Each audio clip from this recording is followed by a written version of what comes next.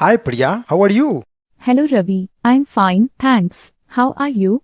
I'm also good. So, have you tried any new apps recently? Yes, I recently downloaded a meditation app. It helps me relax after a long day. Oh, that feels good. I'm using a fitness app to track my workouts. It has been really helpful in staying fit. This is great. There are lots of useful apps out there. I also use food delivery apps to order dinner when I don't feel like cooking because of tiredness. Yes, those apps are lifesavers sometimes. I use a weather app to check the forecast before heading out.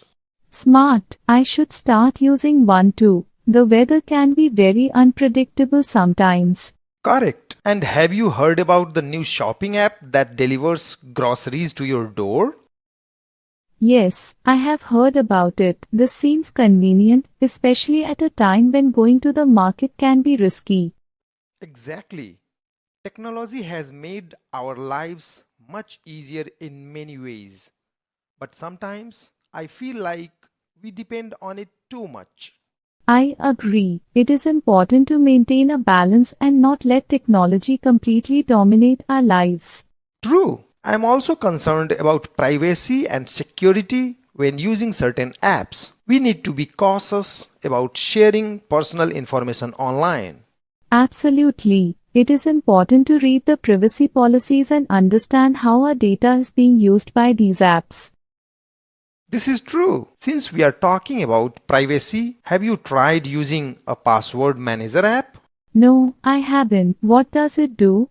It helps you store and manage all your passwords securely. You only need to remember one master password to access all your accounts. Wow, that sounds really useful. I will definitely look into it. Thanks for the tip, Ravi. No problem, Priya. We are here to help each other, right? Absolutely. Hey, have you ever used a language learning app?